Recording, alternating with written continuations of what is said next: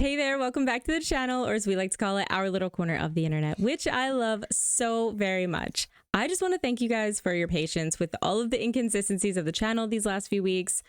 You know, we all have life stuff sometimes, and it's just been my turn, but I promise everything is fine. I know some of you don't believe me, but I promise it's all going to be okay. And that's it. We're just doing this thing and we're all here together. So let's get to it. And remember, this is for entertainment purposes only. And remember that I appreciate you so much. So let's go.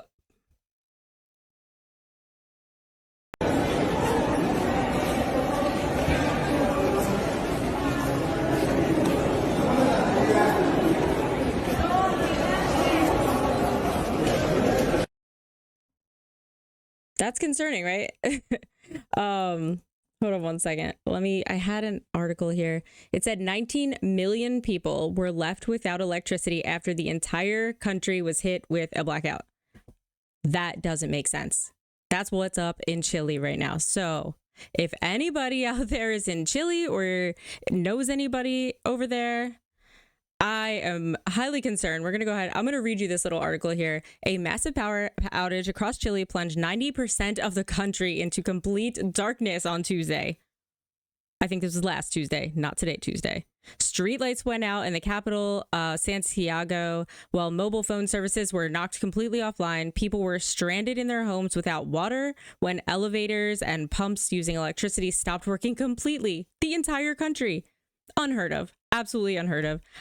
I don't know what to think about this. The city's metro, which carries millions of passengers daily, was closed, and scores of passengers had to be evacuated from stalled carriages. They were just stuck in there. Can you imagine the horror? No lights, no cell phone. My God. It really makes you realize how reliant you are on technology and electricity, and really how little in your power that stuff is, and it's horrifying. So, in a late night television address to the nation, Chilean president, I honestly don't know how to say it, but I'm going to try. Gabriel Boric said 8 million homes had been affected, but power had been restored to about half of them.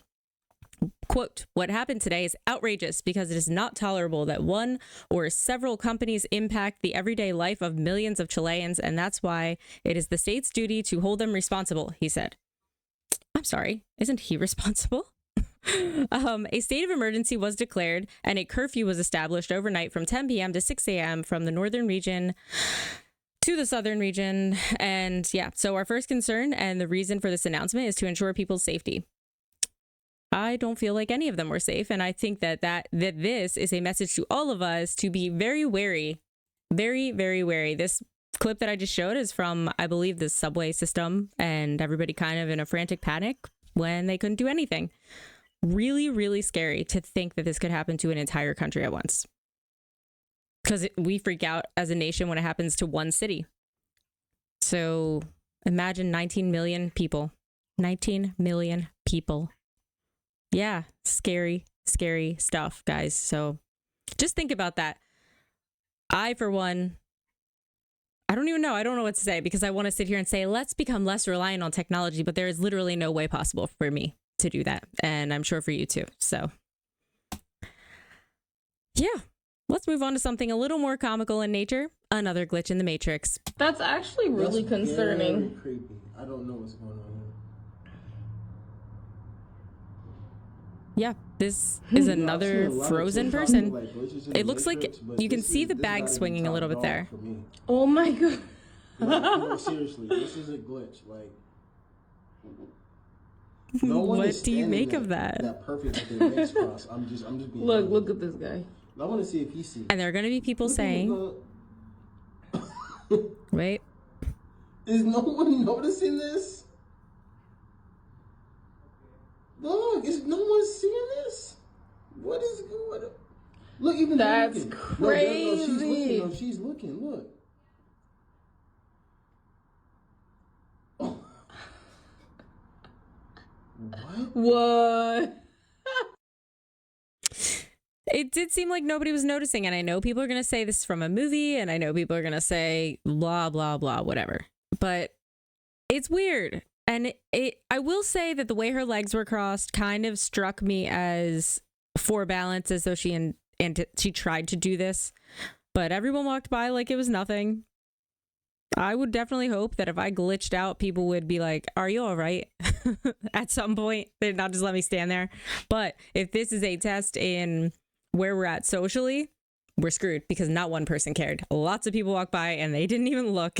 She was just standing there like that. So she wasn't completely glitched out because the bag was swinging a little, but something wasn't right. Something's not right. Why are people freezing all the time? Is this some trend that I just don't understand, like planking? Is that what's happening? We're on freezing now? I don't know. And now for some horrifying news, because that's what we got to do. 90 people discovered inside one home. Some of the people found saying they hadn't eaten in quite a while. Houston police say a typical two-story home in the Southwest Houston neighborhood hid a secret until this morning. When we got into the house, we realized that there were over 90 people inside. More than 90 people, made up of about 5 women, 85 men, but no children, found huddled in 2 separate areas, some in need of food, water, and medical care. Police say the discovery came hours after a kidnapping tip from a possible relative of one of those rescued. SWAT teams then entered the house after a few hours staking it out. Some neighbors tell me they saw one woman taken into custody and thought only 2 people lived here. I've never seen anything out of the ordinary in that house, ever. It's always very clean outside, very well taken care of, so it's surprising. Homeland Security Investigations, or HIS, confirms it's working with HPD to investigate what it calls a suspected stash house. Right now, there's no information regarding where the men and women originated or what may have been planned for them. So my question here, so the issue, to recap, is more than 90 people suspected of human trafficking found in Southwest Houston in this house. It was just a regular house, and they found all these people, including kids. It looked like none of them had eaten in a very long time. And luckily, they were caught. Homeland Security stepped in. Neighbors said they never thought anybody lived there more than the 2 people they thought lived there. So really, it's beyond me how this really came about. How do you not notice the influx of strange humans coming in? And nobody knows what the intent was for these people. But what I can tell you is I once lived in a place where down the street was a tiny, tiny little house. And when I tell you that like 3 gigantic full extended families lived in this place, I mean it. And so we're talking 15 people in a house that was the size of a garage. So you never know. Maybe this was that kind of situation. Look at what's going on with all of the deportations and the border issues. You never know. This might not be trafficking as we want to call everything. This could have been like hiding. This could have been families just trying to hide. So I really don't know the ins and outs of this. If anybody does have any information, I would definitely love to hear it and provide updates. But as of now, all I know is that lots of people were found and they are not doing well in this house. So praying for everyone out there and everyone in the whole world right now, because it looks like I just don't even know. I don't know what to say. I'm kind of out of words on it, really. This happened the other day. I wanted to play it the day that it happened, but we ended up not having one. But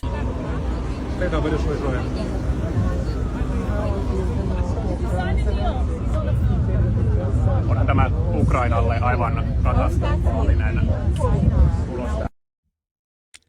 So this is just a video of Zelenskyy officially leaving the White House after his meeting with President Trump and JD Vance. And it's like, I don't even know where to begin on this, really. Although it's kind of plain and simple I'm quite scared. Because the first thing he did was left and went to London and then went and garnered all of the support from Europe. And I, for one, don't know if I want to be sitting right here right now because I don't want any problems here. I can't say that I disagree with some of the things that were being said there on Trump's side. I really can't. I mean, why?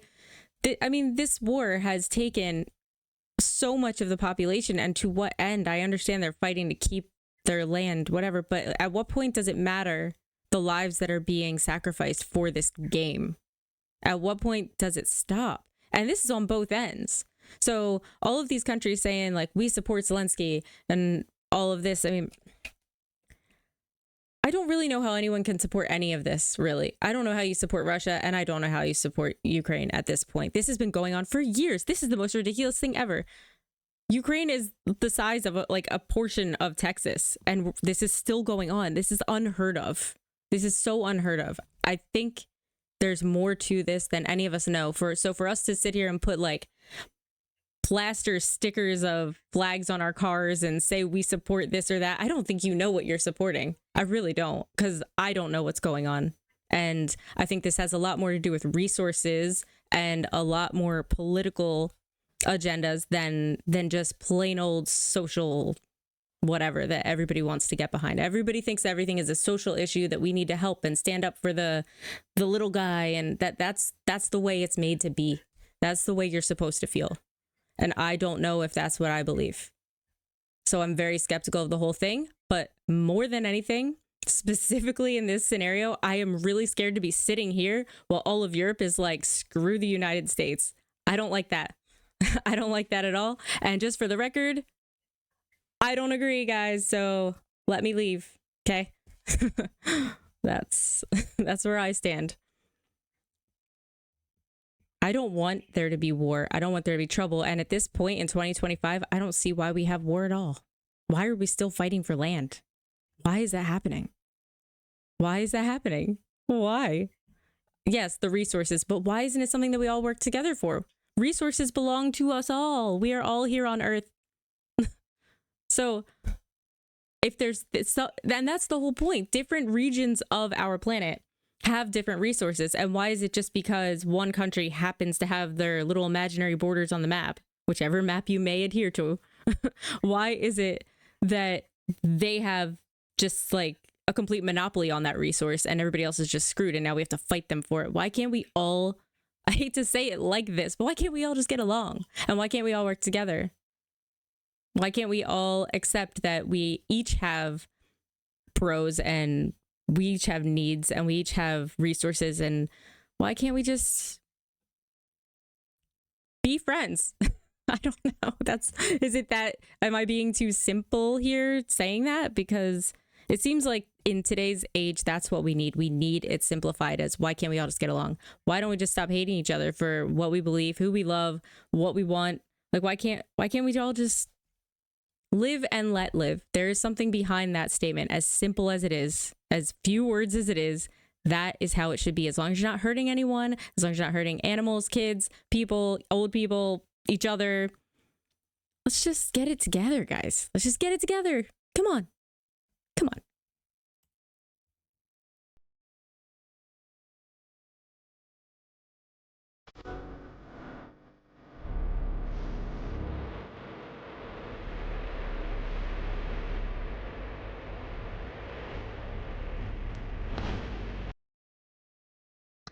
I may have posted this before, but I will never get over it.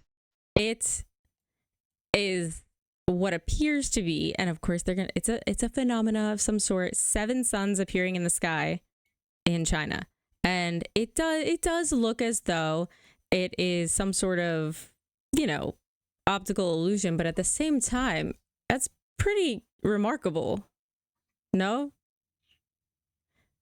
It's pretty remarkable. And the fact that you can see the brightest one where the main sun is, and then there's going one direction, suns that fade out into nothing. And then, but it seems like it's on the other side too. So the fact that it would be a reflection doesn't really make sense to me either. I'm sure this definitely makes sense in some scientific way that I know not, but pretty darn cool, if you ask me. If you ask me. Oh my gosh. I totally just thought I didn't hit record this whole time and I was really bummed, but it's fine. We're good. You know that though, because you'll be watching. I just saw the little spot where there's usually the time and it said 000 and I was like, no, no.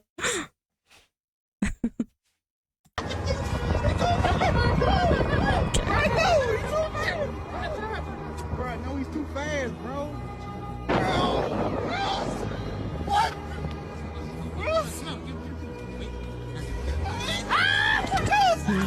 What? Okay.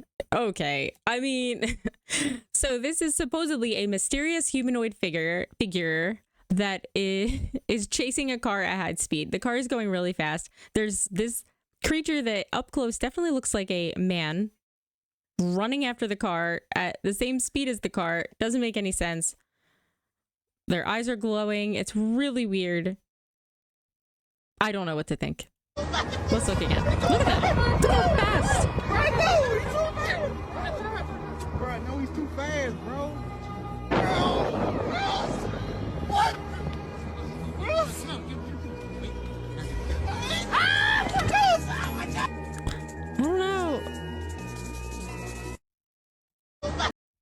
It kind of looks like it might just be some guy who's tweaking, running after some car. I'm not gonna lie, it kind of seems like that could be it. But in the off chance that it is some sort of humanoid something or other, there it is and you've seen it.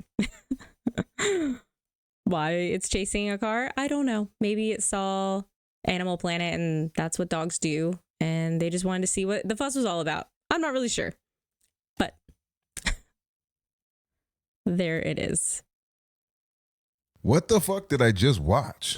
125,000 acres of nothing. Because the noise they were planning on making would wake the dead. It's like a horror movie. And as it turns out, the cleanest. That cloud up there, which was generated by the engine, is just a mixture of hydrogen and oxygen. It's water vapor. And in about an hour's time, someone in Mississippi is going to get wet. It's raining! NASA's playing God. It's making its own weather. I keep telling you time and time again, people, cloud seeding and geoengineering is real. And they said this clip comes from 1999 or something like that. Imagine with technology what it would look like today. The weather that we get can be manipulated by... Yeah, it's an American technology, cloud seeding. I mean, we all know about cloud seeding, right? We all know about cloud seeding, but now you've seen the cloud seed field where the cloud seeding occurs. And I don't know if I believe this video is quite from the 90s, but it's definitely What the concerning. fuck? And I apologize for the language. That wasn't my choice, but I also can't stop it. Welcome to the world. Okay. Let's see. Here's some lights for y'all. This video is completely crazy. Like this is an amazing video, honestly. This was captured by a man named Chris Manhattan out of West Virginia on around the night of February 28th, 2025. They capture a group of UFOs, but not just your normal UFO sighting or drone sighting, however you want to call them. This looks like computer code in the sky. It looks like they're trying to form a message, but I have no idea what that message is. So anybody watching this, if you can decipher it, let the rest of us know. I've never seen this before. Take a look at this. Tell me what you think. What the hell is that?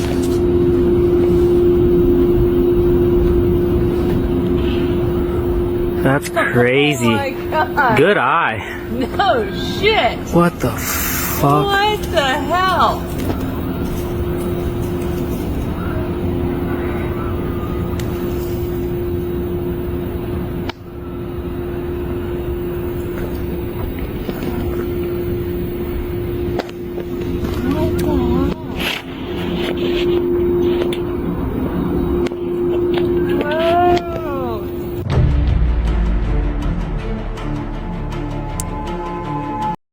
See, I wanted to originally say that this was some Elon Musk stuff, but I don't think it is. And I don't think it's the blue beams. I don't know what it is. It just looks like a lot of drones that are in some sort of formation. It's definitely not Starlink. If anybody's ever seen Starlink, I have had the pleasure of watching 2 Starlink voyages in real life. It's really weird when you see it. You certainly think that you're being abducted by aliens. And that's not what this is. This is definitely UFOs, definitely UFOs, because what is that? Making formations in the sky. I don't know. I don't know what to say. Pretty amazing. And I bring this question forth again. Have you seen an influx of unidentifiable things in the sky? Because I swear to you, I see it almost every day now. Every single day I see something in the sky that I don't understand and doesn't make sense to me, that I've never seen before. It's weird. It's really weird. Stuff doesn't look normal. Really weird. I just feel like there's an influx of events in general. I think, if you want my totally unhinged theory, I think that some stuff happened with CERN. I think that veil has been lifted, at least to an extent, and I think things have been crossing in. I really 100% think that. I 100% think that, because I'm telling you, I have seen some weird stuff, and call me crazy, but I've been sitting in my room, literally right there, and seen little like bits of almost fog, like some sort of little thing that just dissipates into, and it comes like, what is that? I don't know what that is. That doesn't live here. I don't know what that is. The door that's right here to this door, like to this room, that opens in the middle of the night. It latches. I'll pull it shut. I hear it latch. I push on it and it will open. I don't know how to explain these things. I really don't. And I do feel that the more you open yourself up to that possibility of unexplainable things, the more they appear. But I'm telling you, it's been a lot. It's been a lot, and that's just that kind of stuff. But I also see things in the sky. I don't know. Just me? You too? I don't know. Let's learn about Dudleytown. There's a town in America so haunted, it's actually illegal to visit. Dudleytown, Connecticut isn't your typical ghost town. It was actually never really a town at all. Just a small 18th century settlement in the middle of the ominously named Dark Entry Forest. And let's just say, things went very wrong there. Legend has it that the Dudley family who settled there brought a curse with them from England. One that led to madness, mysterious deaths, and just all around bad vibes. It all started when Edmund Dudley, a British nobleman, that's this messy queen over here, hatched a plot to overthrow King Henry VIII. You can probably guess how well that turned out. He was beheaded for treason. And legend has it that a curse was placed on all Dudley descendants. A curse that then followed them to Connecticut and haunted Dudleytown. We're talking plagues, lightning strikes, people losing their minds, and of course shadowy creatures lurking in the woods at night. The place was eventually abandoned, and today it's completely off limits. Police will arrest you if you try to go there. But is it really haunted? Or is it just because bread made from moldy rye caused people to hallucinate, as one theory says? Well, of course it depends on who you ask. Some people think the Dudleys are being punished for prosecuting witchcraft, while others of course say it's fake, and still others say that there's a cover-up going on in Dudleytown. But there is one huge hole in the story. A Dudley family genealogist says that the Dudleys who settled in Connecticut aren't even descended from Edmund Dudley, the guy with the curse. Either way, Dudleytown remains one of the most mysterious places in America. So what do you think? Are you happy admiring this haunted legend from a very safe distance? Or are you sneaking into the Dark Entry Forest like these surely deceased children? Not that we would ever advise you break the law, but go sneak in and let us know what you find. Just kidding, for legal purposes. So apparently it is illegal to go here because of all the crazy things that happen. It's like that. I don't know if I believe that, because there's got to be people that live here and they can't not leave and come back. And I doubt there's badges and, you know, I mean, it's not Area 51. It's Dudley, Connecticut. Okay. So, and I've never heard of this, and I'm pretty sure it would have. And to answer this question at the very end, are you staying away because it's scary, or are you sneaking in? I think we know the answer. I will be sneaking in. Just kidding. Not kidding. Someday I will go there. And I really don't know what to think about it, but I'm very excited about it. More research, TBD. Now I have 2 happy clips. One is a little crap.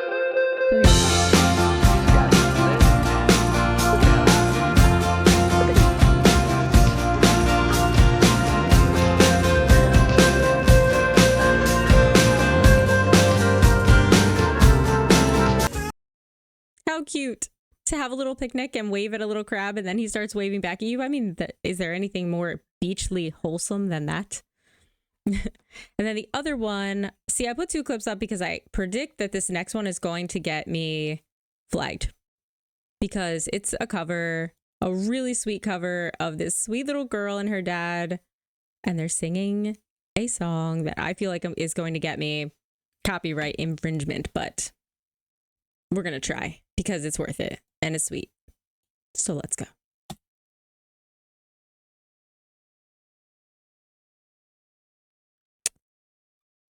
And it's not playing. It is simply not playing. So hold your horses. I'm wondering, I may have to put this one up later because the audio doesn't appear to be there. One more try. Media source.